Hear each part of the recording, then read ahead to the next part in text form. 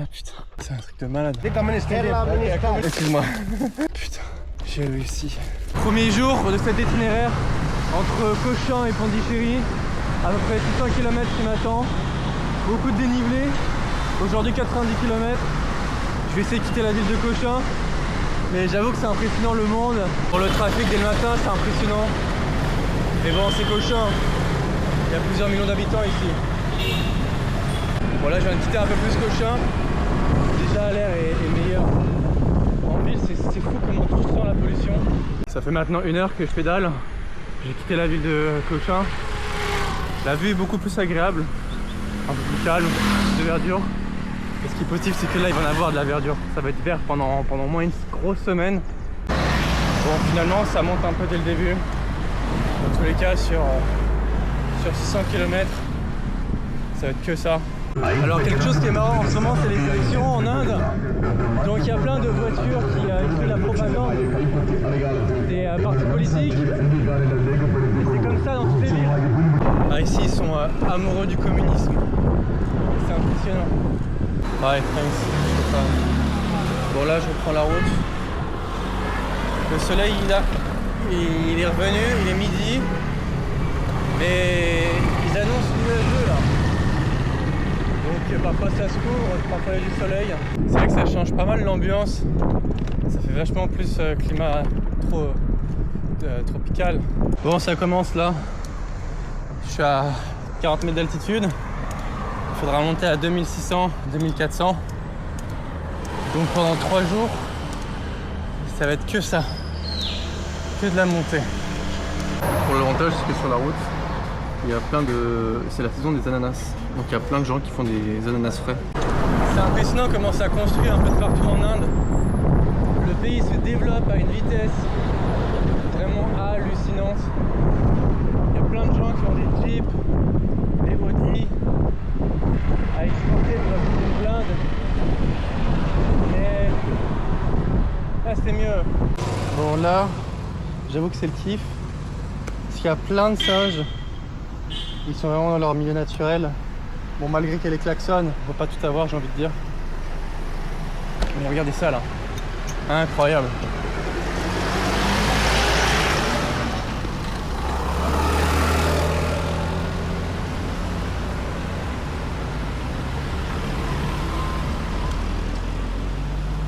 Salam alaikum. Salam alaikum. Photo. Yeah. Photo. Yeah, One photo. photo. Yeah, with Hey, long, long yeah, long, English 52,000. 52,000 தம்பி 52,000 இதுவா Yeah, yeah. Kilo எத்தனை கிலோமீட்டர் வந்தீங்கன்னு கேட்டேன் அப்பா அவரங்க Ah, c'est le rêve. Pendant quelques instants, t'entends du calme. Le calme, ça vaut de l'or ici. C'est du diamant, le calme en Inde. Ah, je transpire tellement. C'est une folie. C'est... Waouh! Franchement, c'est impressionnant. Vraiment, c'est impressionnant comment je transpire. Bon, là on voit Munnar, 52 km. Mais malheureusement, je ne vais pas y arriver ce soir. Ça grimpe trop. Donc, je vais me poser à une ville dans 15 km. 15 km, ça va me prendre au moins encore 2 heures là. Bon, finalement, cette cascade vaut le coup. Là, je suis à peu près à 8 km de mon bivouac. J'ai pris une coco, une vue, Capière. Ah, c'est magnifique, regardez-moi ça. Il fait moche, il fait un peu frais. Ah, c'est ce que je voulais. Franchement, on est dans des températures. Alors, en fait, la montagne, c'est génial. La montagne, c'est génial parce que tu peux avoir du frais, en fait. Et c'est fou, mais en fait, la chaleur, ça te flingue.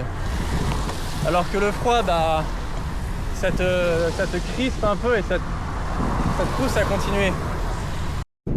Allez, plus que 410 mètres et j'arrive à mon petit bivouac. Ah putain, quelle journée de fou. En vrai, j'ai donné. Demain, je vais donner aussi. Mais après, ça devrait se calmer dans 4-5 jours. Ce sera vraiment en mode chill. Bon, finalement, je suis chanceux. Yeah. Nice. It will be better here. Yeah. It's good. Incroyable. Nice. C'est incroyable, du coup, le plan c'était 500 pour une nuit, juste en tente. Finalement, il m'a payé la chambre. Enfin, pour 500, à la place juste de mettre ma tente dehors comme un chien, ils me font à 500 la chambre. Ce qui est vraiment un bon prix. 500, bah, c'est un peu moins de 5 €. Et là, il commence tout juste à pleuvoir, donc j'ai vraiment de la chance. Incroyable. Bon, ça va être une fin de soirée sur les hauteurs de cette petite ville. Incroyable, c'est une fin de soirée. Demain, direction Minier. Réveil ce matin dans ma chambre. Ça fait du bien de se reposer dans un vrai lit. Ça fait toute la différence. Donc là, direction Muna. Direction Muna. Les plans, c'est que j'aimerais bien, si c'est possible, après là, on va voir, de toute la journée, mais d'arriver à Vatavada. Vatavada, c'est une ville, je dirais à 46 km d'ici. Ah, ça construit ici, hein. C'est ça qui est génial dans les montagnes. Les montagnes, t'as plein de petits restaurants qui ont vraiment une vibe, genre celui-ci. C'est la Miwad. J'aime bien. Ça commence à taper là. Heureusement que parfois il y a un petit peu d'ombre. Mais dès que le soleil il fait trop chaud. Alors j'ai une bonne technique. Ça tape là-haut et j'ai envie de protéger mes mains. Mon t-shirt je peux facilement l'allonger un peu. Et du coup bah je pédale en protégeant les mains. Je fais une mini pause pour admirer ces magnifiques chantiers. Regardez-moi ça. Mais je pense que plus je vais monter et plus ça va être calme, agréable, authentique. Quand j'avoue là je fatigue. Il est à 11h50. J'ai l'impression de ne pas avancer. Donc voilà, arrivé à Muna. Mais je ne vais pas m'attarder dans la ville. Je vais continuer ma route. Peu importe la ville, c'est toujours le bordel. Putain la vache. Sportif. Ah, le Kerala, ça rigole pas. Hein. Ah, les routes. Ils sont tellement inclinés. Ice apple. Ice up. Ice up. In Malayalam, pana. And this is Pana. Pana. Okay, Pana ice up.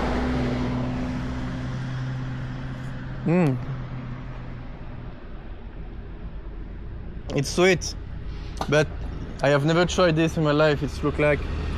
It's energetic. Alors, les jeunes ils m'ont fait découvrir un fruit. Je n'ai jamais vu de ma vie et j'ai pas retenu le nom. C'est trop compliqué. Mais j'avoue que du coup c'est un peu le même délire que la coconut. Du coup tu le bois, ensuite tu le coupes et tu peux le manger. Je dirais que le liquide, je suis pas fan. C'est bizarre. Je sais pas. C'est pas ma cam. Mais la texture c'est bon. Ça ressemble vraiment à de la coconut quoi. Par contre le climat il est impressionnant ici parce que là il fait près 20 degrés pour être honnête. Il fait frais. J'ai l'impression d'être en Bretagne. J'ai vraiment l'impression d'être en Bretagne. Donc c'est assez impressionnant. Et la route est vraiment parfaite en fait. Aucun nid cool. J'ai rien à dire. Une belle vue. Omelette. Yeah. Gaz, yeah. You can cook omelette. Omelette, yeah. Paratha. Roti.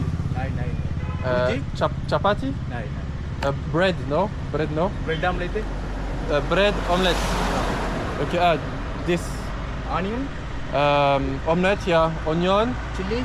No, no spicy. Spicy, no. Spicy, no. Okay. Franchement, je suis impressionné, mais il y a du tourisme, hein. Il y a du touriste. Les Indiens en général, ils aiment beaucoup voyager dans leur pays, mais c'est vraiment impressionnant.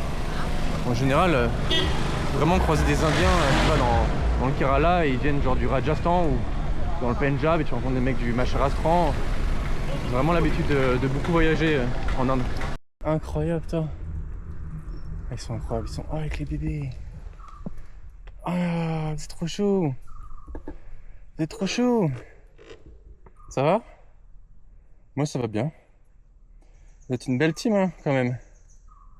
J'imagine que vous êtes les mamans, ceux qui supportent les enfants. Toi, t'es le mâle. Moi, je vais pas vous embêter plus longtemps. Non, je vous embête pas. Donc, j'ai demandé l'hospitalité à une famille d'Indiens. La vue, juste la vue. La tente est là, elle a installé. J'ai 2-3 petits trucs à finir. On dirait un tableau en fait. On dirait un tableau. Tellement que c'est impressionnant. Bon. Fin de cette journée. Demain, ça sera tranquille. Parce que pour aller à Vatavada, là, il y a cette histoire de barrage policier et tout ça. Donc je vais devoir me prendre très tôt. Donc demain, je vais à la Vatavada, tranquillo. Je vais découvrir un peu le secteur. Par contre, après-demain, là, ça va être tôt, là. Là, je me vais très très tôt demain. Mais bon, voilà. Fin de soirée. De mon bivouac. Avec l'homme chez qui j'ai posé ma tente hier. Bon, là, l'ambiance, elle est complètement folle. Du coup, je me suis réveillé de mon bivouac. Là, vu que c'était un mec qui avait un petit restaurant vite fait. La vue, il est 8h du matin, 8h pile, et j'ai droit à une vue qui est magnifique, complètement folle sur la vallée. C'est marrant parce que ça c'est le truc le symbole du communisme. Pour moi le communisme c'est genre niveau Adolf Hitler quoi. Staline, Karl Marx, les gens qui ont massacré des millions de personnes. Mais pour eux c'est rien de fou, je sais pas.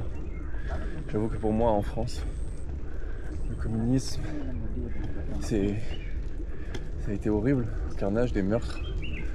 Et pour eux, c'est différent. Voilà, la vue est folle sur les chantés, incroyable. Ça grimpe, mais je pense que ça vaut le coup. Quand tu vois toutes ces belles montagnes, ces chantés, c'est incroyable. Et je me rapproche de plus en plus de la frontière. En fait, le problème, c'est que du coup, il y a un parc national qui fait la frontière entre le Kerala et le Tamil Nadu. Il n'y a pas le droit de la passer, c'est un truc privé. Donc, franchement, juste tenter, demander si je peux la faire. Je pense qu'ils vont juste me dire non. Ils vont me dire retourne à Muna, 50 km derrière, mais c'est mort, je préfère mourir. Donc, sinon, en deuxième option, je vais à Vatavata. Et là-bas, je pense que je vais vraiment me rapprocher de la frontière interdite, le plus proche possible. Et ensuite, la passer très très tôt demain matin. Ça, je suis sûr que je peux la passer. Tu vas me dire, mais pourquoi tu t'embêtes à ce point-là, Malo?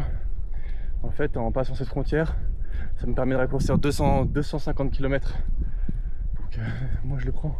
Là, il est complètement fou, le spot. Oh. Ah ouais. Franchement, c'est incroyable. Ça va faire des photos. Hein. C'était des gardes. Alors du coup, ils m'ont dit que du coup, la zone où je me trouve là, il y a juste jusqu'à Vatavada. Jusqu'à Vatavada, c'est fermé après. Enfin, c'est ce qu'ils m'ont dit. Ils m'ont dit du coup, le checkpoint là, c'est de 6h du matin jusqu'à 6 au soir. De 6 p.m. to 6 p.m. Mais ça veut dire quelque chose. Et moi, je leur ai demandé, mais moi, par exemple, si je veux juste revenir pour la journée, est-ce qu'il va y avoir quelqu'un? Ils m'ont dit non, il n'y aura personne. Donc c'est bon à savoir. Ça veut dire que entre 6h du matin et 6h du soir, il n'y a personne, il n'y a aucun garde. Donc ça veut dire qu'il faut que je passe le poste entre ces 2 heures là. Le décor il est assez fou. Franchement il est fou le décor là.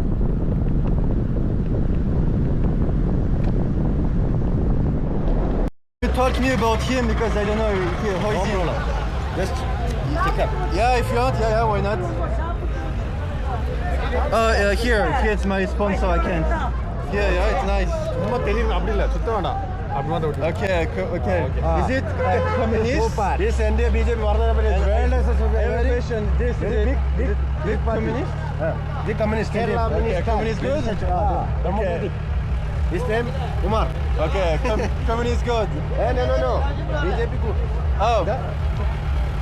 CPM. Nice, it's him. Okay, nice. Okay. Thanks. Thank you. C'est incroyable ce qui se passe. C'est incroyable. Parce que là, j'arrive à vraiment le jour de l'année le plus important au niveau politiquement. Moi, je me trouve dans un petit boui-boui où ils sont tous communistes. Oh là là. C'est impressionnant. En fait, là, je suis vraiment dans un petit village perdu, compliqué d'accès, fermé par des barrages. J'ai réussi à passer. Et du coup, bah là, en fait, c'est les prix, mais complètement locaux. Je sais pas si on se rend compte, là.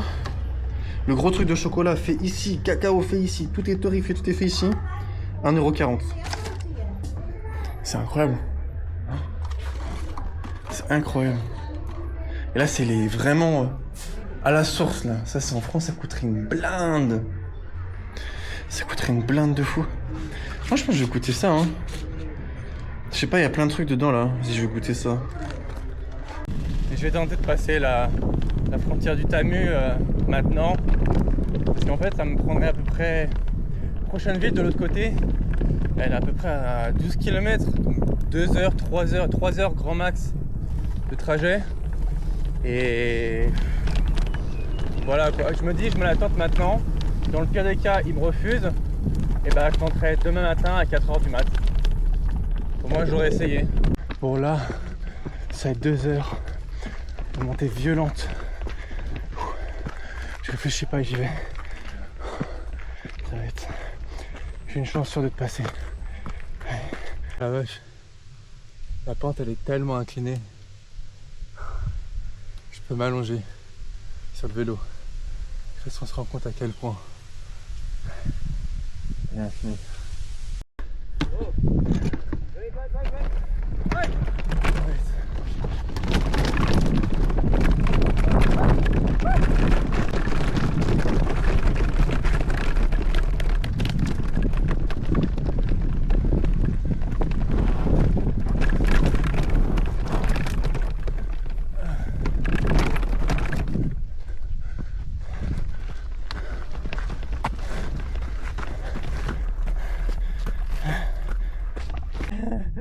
Oh putain, j'aurais dû filmer ça.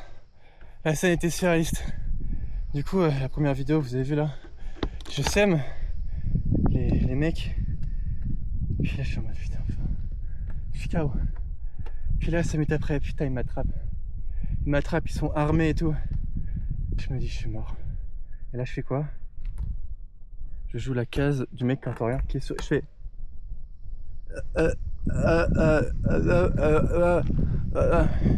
Bon, désolé, c'est pas marrant. Mais en fait, en jouant le mec qui est sourd, bah, j'ai fait ça parce que je savais que là où je suis, il n'y a pas l'OFI. Donc impossible de se comprendre. Moi, sur mon téléphone, j'écris English me bad. Les mecs, ils parlent anglais, mais c'est de me parler. Ils me disent non, interdit. T'as pas le droit d'aller là et tout ça. Et moi, je fais le mec qui comprend pas, qui est pas capable d'entendre.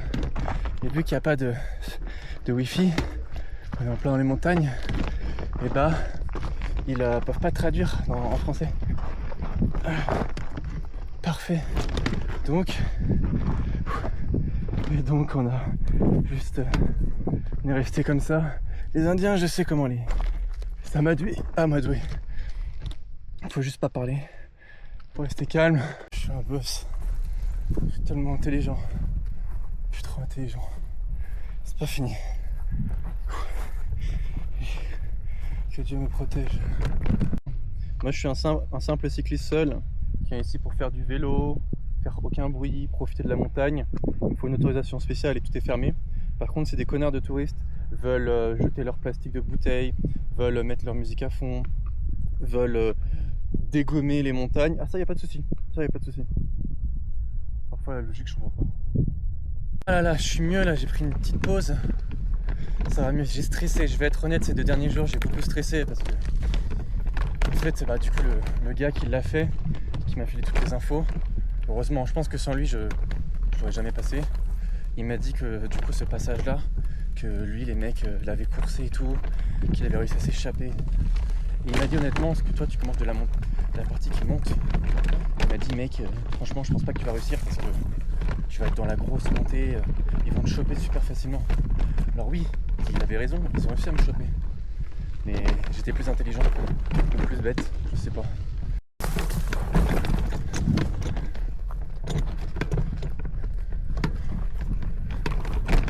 Bon, par contre, l'état de la route, en fait, c'est tellement incliné, je peux pas la descendre comme ça. Je suis obligé de la. Je pense qu'après cette partie-là, je vais changer mes plaquettes de frein. Ouais, pas protéger mon cul. Il y a des affiches politiques. Regardez ça. Franchement, tu vois, au début j'étais un peu en mode putain, j'ai menti, c'est pas cool et tout, fais un taf. Connerie. Une forêt protégée. Protégée, ça veut dire ce que ça veut dire. Ça veut dire pas d'habitation, pas d'humains, pas de commerce, pas de market, juste des animaux. Regardez ce qui est devant là, des drapeaux politiques. Donc voilà, c'est une belle connerie. Alors, j'ai pas été méchant en mentant, c'est juste eux qui ont. Voilà, c'est le jeu. Oh la vache, c'est la route. L'état de la route. Ah, c'est impossible. C'est impossible. Ah putain. C'est un truc de malade. C'est un truc de fou. Bon. J'ai le plaisir de vous annoncer que juste là se trouve la dernière de la troisième checkpoint.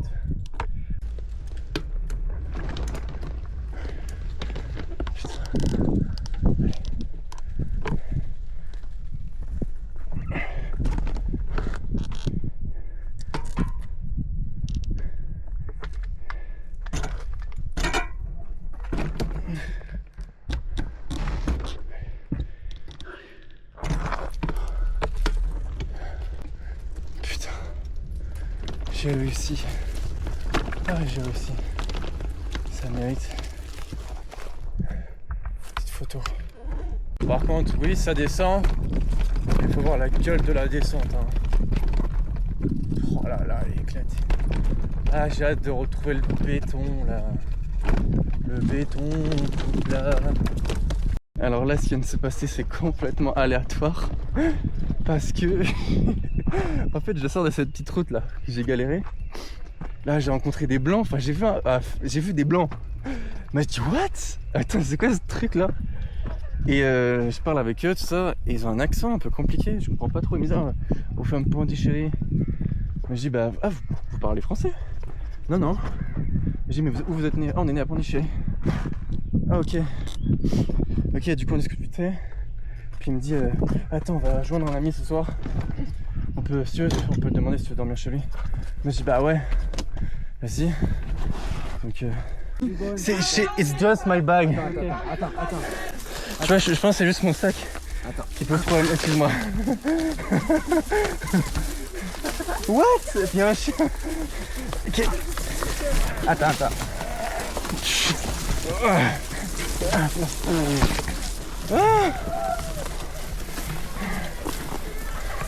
Ah, ça j'ai un. Allez.